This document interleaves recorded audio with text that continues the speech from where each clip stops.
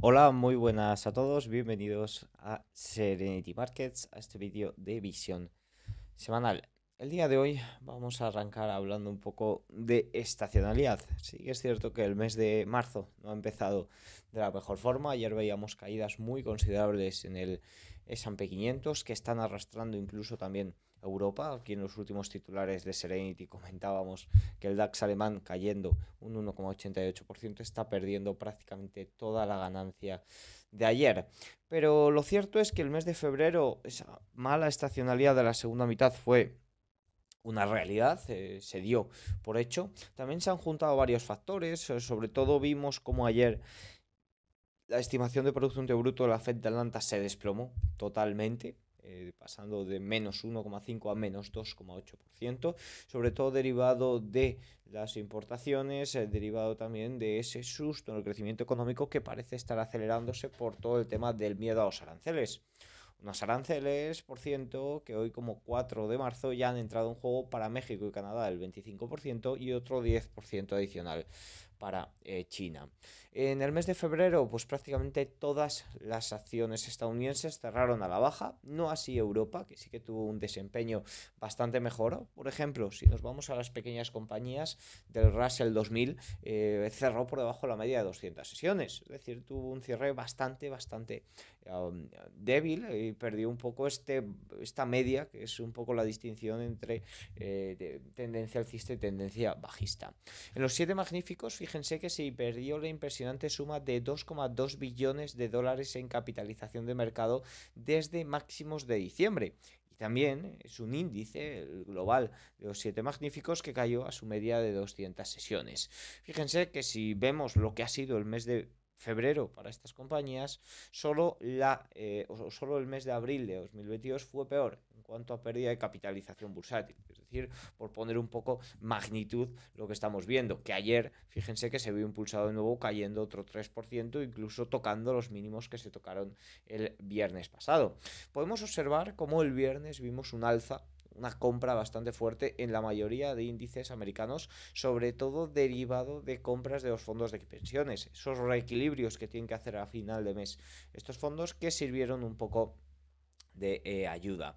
Además de esto, podemos ver cómo los 7 magníficos, ahora que ya han presentado y han finalizado su temporada de resultados, podemos ver que no han superado, como se aprecia en esta imagen, las estimaciones de ingresos de una forma tan sólida como quizás podríamos pensar que las iban a superar o como las han superado con anterioridad. Por tanto, esto también es un punto muy relevante a tener en cuenta y que quizás justifica ese retorno inferior que están ofreciendo estas compañías durante los últimos meses. Microsoft lleva ya un año en rango lateral, el ETF de los 7 magníficos lleva desde diciembre, pero fíjense, por ejemplo, que si diferenciamos, que ahora lo vamos a ver por aquí, entre el equiponderado, aquí tenemos en pantalla, entre el equiponderado en naranja y el S&P 500 ponderado por capitalización azul, desde julio de 2024, el equiponderado tiene un retorno superior. Es decir, el gran lastre, uno de los grandes lastres durante estos últimos 8 meses han sido los 7 magníficos.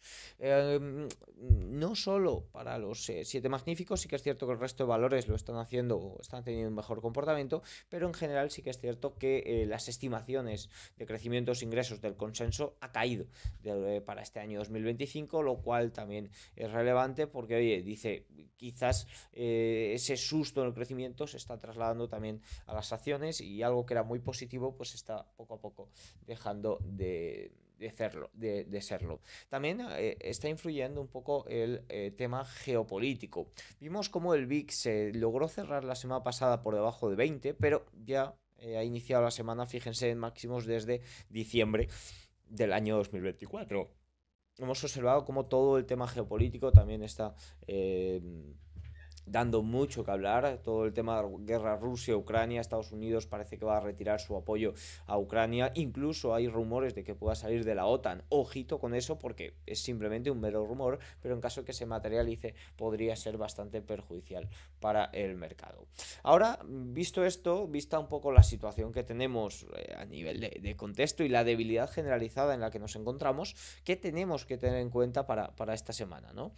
En primer lugar, es una semana donde ayer conocimos conocimos datos de ISM manufacturero, podríamos decir que se reafirmó ese susto del crecimiento, de ahí también que la estimación del Producto Interior Bruto de la Fed de Atlanta se desplomara. Tenemos el miércoles datos de ISM servicios, que confirmarán sobre todo si la economía estadounidense está sólida o no. Y tenemos el viernes datos de empleo, el dato de NFP, tasa de desempleo, que son un poco los datos más relevantes y que debemos de tener muy en cuenta porque el mercado tiene bastante ansiedad sobre ellos, por tanto eso puede ser clave. Estamos observando cómo la volatilidad ha aumentado, ya vimos que el VIX ayer superó la zona de 20, esto hace que los fondos de control de volatilidad lleven a cabo ventas. Y eso sí que es cierto que es o que provoca esas grandes caídas que vemos en los mercados. Dicho esto, ¿qué son los niveles o cuáles son los niveles a tener en cuenta? Lo cierto es que por más que la estacionalidad sea positiva o por más que podamos tener factores positivos de cara a este inicio de marzo, nos encontramos en gamma negativa. Y cuando hay gamma negativa, pues el mercado tiende a exagerar sus movimientos. Una primera fase o una clara muestra de fortaleza y de que se pueden recuperar niveles es recuperar esa gamma positiva. Para ello tenemos que fijarnos en el nivel gamma fleet que se encuentra en este momento en los 6007. Recuperar ese nivel sin duda sería un poco lo que actúe de amortiguador de mercado, mientras que nos mantengamos por debajo de ese nivel, pues sí que es cierto y hay que tener en cuenta que el mercado va a estar mucho más vulnerable y mucho más pendiente de estímulos externos, como digo, estímulos externos que no son ni mucho menos pocos. De hecho, el día de hoy, lastrado por el mal cierre de Wall Street de ayer, pero también por todo el tema, todo el ruido Rusia-Ucrania, vemos que Europa, que ayer se vio muy impulsada, incluso la parte aeroespacial o el índice aeroespacial europeo se vio muy beneficiado, hoy vemos que arranca ligeramente a la baja y con grandes pérdidas, como digo, el DAX alemán prácticamente perdiendo todo lo ganado ayer. Dicho esto, además de lo comentado, de esos datos de ISM manufacturero, servicios y datos de empleo, que es un poco lo más importante de Estados Unidos, ¿qué tenemos para esta semana? Bueno, pues todos los comentarios de Donald Trump. El día de hoy tenemos un discurso muy importante de Donald Trump. Hoy martes, por la noche en España, por la tarde en Estados Unidos, habrá mucho ruido en torno a ello porque se pueden llevar a cabo anuncios importantes, ya lo ha dicho Donald Trump. Tenemos también en China PMI manufacturero y Caixin. Tenemos el miércoles PMI de servicios, por tanto veremos o saldremos un poco de dudas sobre si esa recuperación del crecimiento económico chino se lleva a cabo o no. Además de eso, PMI manufacturero, la inflación de la eurozona conocimos ayer, servicios en la eurozona también para el miércoles y la decisión de tipos del Banco Central Europeo, que es el jueves y que es también un punto bastante importante. No se me olvida, pero el viernes también hablará Jerome Powell, por tanto, semana completita y semana de muchos estímulos ante un mercado que está muy pendiente de reaccionar ante ello en gamma negativa.